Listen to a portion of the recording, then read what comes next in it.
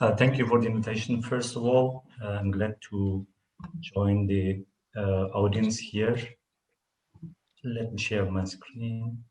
So I'm going to talk about today a little bit of what we are doing on the space technology on our satellites, and also our business models that we are developing, as we believe is innovative in the sense that for the coming years to come. First, Eutelsat has been a pioneer in space business for the last 40 years. We have 39 satellites covering the globe, and we have an investment program of 5 satellites coming for the next years. Today, as satellite operators, we are for the broadcasting, we are feeding the terrestrial headends, DTT, ADSL, cable, or direct-to-home satellite TV. And also we are extending mobile networks 3G or 4G. And obviously we also provide broadband to the end users and the corporates. And tomorrow we see an essential link for the satellites as an accelerator of mobile coverage, and also connected cars to be used for the satellite services. And I'm going to present here what we are doing at Eutelsat for 2 cases. One is a new generation of software-driven satellite, Eutelsat Quantum, for the government and defense industry.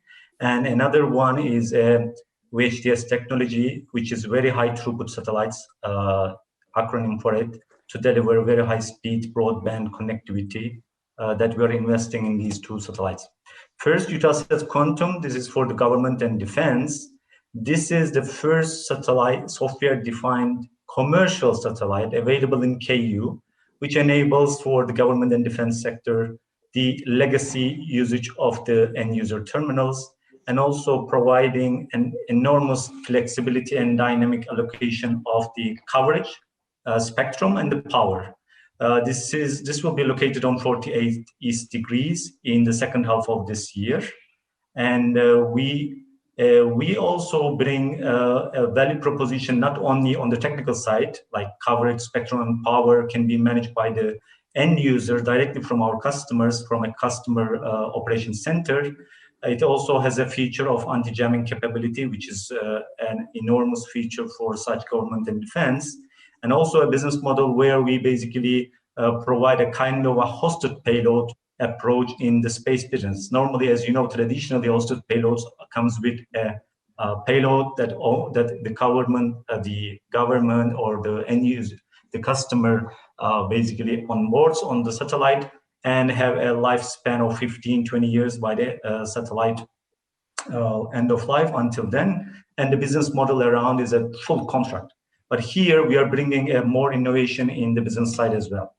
What is this satellite is bringing? And it's bringing complete uplink beam and downlink beam configuration capability, where this means for the end user has a control center where they define their own uplink coverages, and they define their own channelizers and frequencies, and they also design their power, allocate power for this configuration, and downlink beam coverages.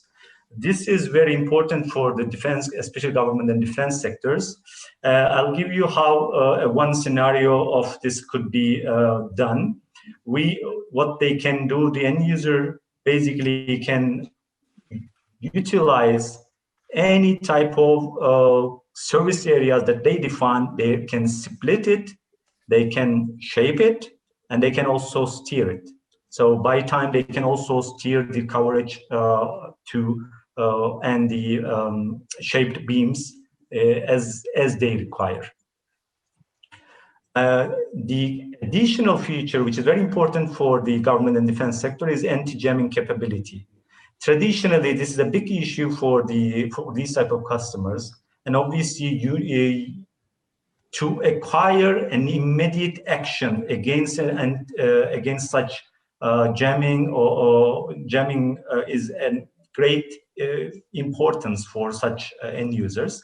Here we are talking about an identification and geolocation around 10 minutes and using one single satellite. Traditionally, you need to use another satellite to geolocate, and you need to act much later if you can ever. And we also bring here another feature, which means if you identify a jamming, you can actually have two ways of nulling and special isolation, as we call it, to overcome such a challenge. And how we do that is that you identify the jammer and identify first the disturbance. Then you have two ways. One is you can either use your spectrum, reshape it, and put that part of the spectrum out of this usage, or you can also reshape your beam and you can get this interference outside of your coverage areas. So this is really giving them a flexibility and agility and immediate action, especially for government and defense users. We come to the commercial VSAT markets. We have also an innovation there. Our main vertical markets, as you may, maybe everybody knows, like we have different civil and government, all main vertical markets, particularly addressing the corporate networks on utilities, oil and gas, construction, agriculture, banking. We have lots of such customers in these verticals. And they usually, mainly why they use VSAT is main connectivity in these regions, business continuity as a backup, like 15% as we talk. They also would like to increase or diversify their links in the commercial services. And they also have a temporary usage where they would like to launch something very fast and quick within a couple of days or time or hours. So they use satellite technology to launch this. As Eutelsat, we are serving to all of them of these corporates, from international large corporations where in a location they might have more than 100 people and they need internet surfing, quality of service, VPN traffic, FTP transfers, down to consumers where 5-10 people in one house, or a small office, small home where 5 to 10 people living in a small SME with 25 people. What we do is we provide traditional services like KA, KU, C-band, and in these larger corporates. And also we have a solution where for residential and SOHO, which we provide connect broadband packages. And for the rest of the slides, I'm going to talk about what Eutelsat as a broadband pioneer brought into the market. First, we started the services with 10 megabits in 2011 with CASAT, and then it moved every year. After 3 years, the speeds increased to 30 megabits, 50 megabits, 100, and then we are targeting now 200 megabits and above with the new satellite coming VHTS. And also equipment price-wise, there has been a decline, and we hope that it will continue to decline. Obviously, that as the volumes are increasing and the manufacturing costs are decreasing, so this will immediately will be reflected to the end users. What we brought up as broadband for Europe and Africa, we started, as said, with CASAT. It was like 90 gigabits. Now we have Connect launched last year and is operationally active in Europe now, which brought another 45 gigabits into that. And then we have VHTS coming in the coming next 2 years, which will come into the service, which is going to bring a 500 gigabits into the service. Similarly, in Africa, we started with third-party capacity, and then we brought Connect. And this year onwards, Connect will be active in most of the African countries, with bringing a quite significant capacity increase. When you look at it, Eutelsat constantly invested in Europe and Africa for the satellite broadband and has a great experience on market access, on the customer acquisition and customer services and after-sales services. The VHTS coming. This VHTS is a huge satellite with 500 gigabits. That could be at that time it could be the largest one in Europe, and it can have it will have a flexibility of as Tom was telling, there might be some cases where you would like to allocate capacity to other parts of the coverage over a continental or a larger regional coverage due to some other reasons for your field rates, for regulatory access, and so on and so forth. So this satellite will have a 40% of beam capacity it can be allocated to another beam, which will have a better yield and business, let's say, business feasibility. And this is designed to accommodate such type of risks for the coming future. Disconnect services, how we market it, how the business model works. We have wholesale packages where we provide the predefined packages, turnkey solutions managed by Eutelsat teams. We provide VNO throughput to the operators, to the backhauling solutions. There's also hotspot Wi-Fi solution will be coming with white label model with the partners or a revenue share model. And also this satellite will provide mobility for the maritime and aero markets for the operators. And what we have been doing, and this is really where we are proud to be achieved recently, very recently, is that we have partnered with Orange in France, large telecom operator for the Eutelsat Connect satellite, and we also partnered in Telecom Italia for the Connect satellite and for the Connect VHTS. So this type of partnerships actually shows that when we brought right product with the right partners, we believe satellite connectivity and satellite market in particular will grow. And this we have done in Europe, and in the heart of Europe, in France and Italy. When you think of it, it's really an achievement, we believe, and this trend will continue for us, and we hope for the industry. What is Connect VHTS? When you consider with the terrestrial technologies where it is, where it will be placed, we see it as between ADSL, VDSL to 4G, where you can have download speeds of up to 200 megabits, average monthly price around 30-35 euros in Europe, entry ticket around 50 euros, and equipment rental or subsidy could be provided. So when you look at it, this is really bringing something innovative on the satellite technology side, on the business side, and we are really proud of what we are bringing into the market. For the future, as we have been talking in this panel and around the industry, everybody is talking about it, what will be the geosatellites and the challenges. Yes, there will be challenges, but we strongly believe geosatellites will continue to be major players in all markets. We will provide cost-effective and innovative technologies to the markets, be it government, be it commercial.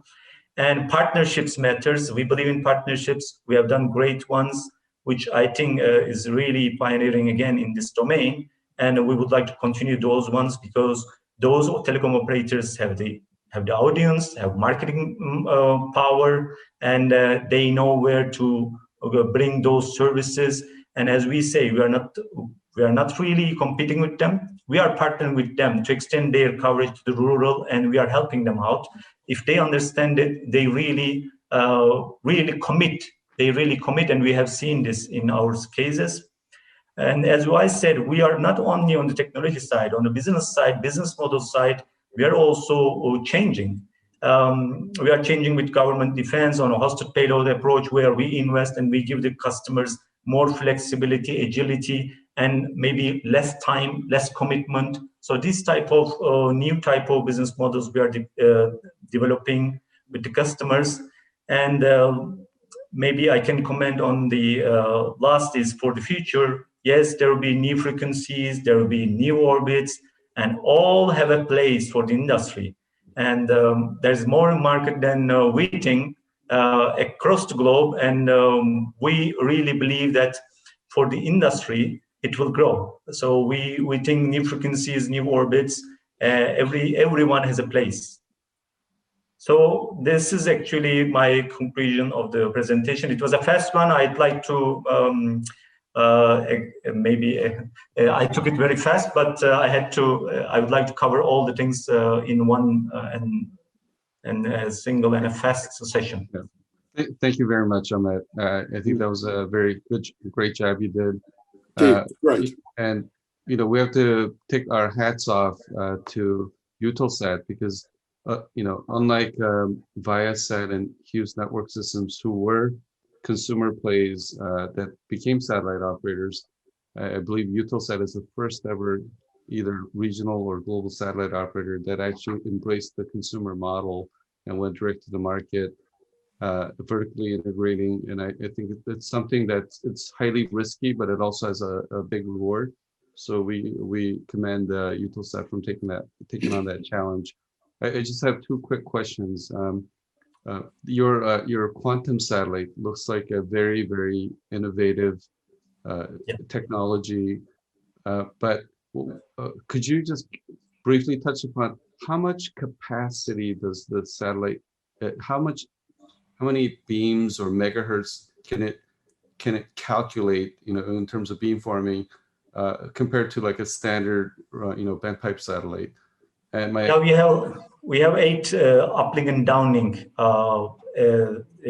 beams, and we have 12 channelizers, and it's corresponding for like 1,000 megahertz per polarization, 2,000 megahertz in total, and the customers will have an access exclusively based on the beam coverage or the frequencies that they would like to. This frequency range starts from 13 gigahertz up to 14.5, which is, as you know, like Appendix 30B, extended, and standard KU, all will have all access.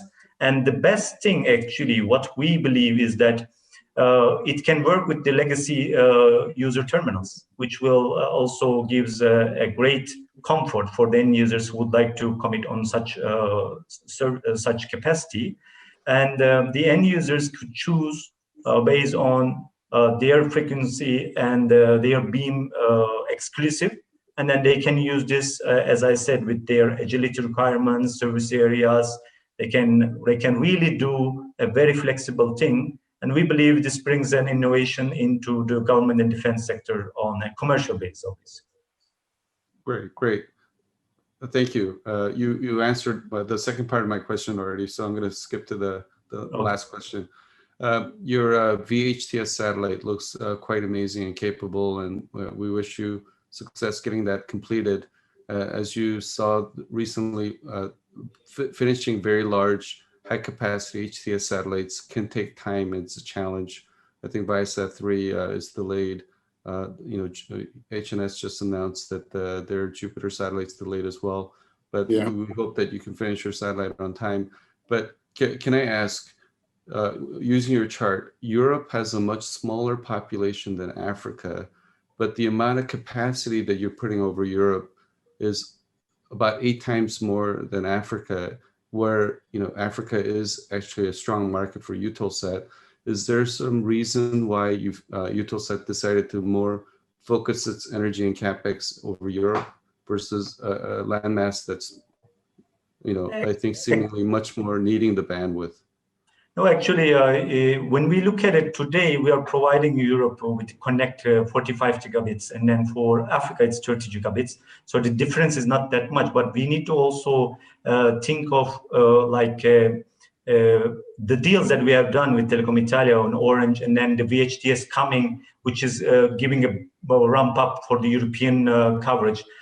That is basically the main reason why. Actually, we have deals, large telco deals, and of course, we have committed a VHTS on 500 gigabit capacity. But today, the capacity between Europe and Africa is not that much of a scale. But obviously, initially, we have to also consider that initially, the first Eutelsat KA story started in Europe, so it has a basis and it has a history around it.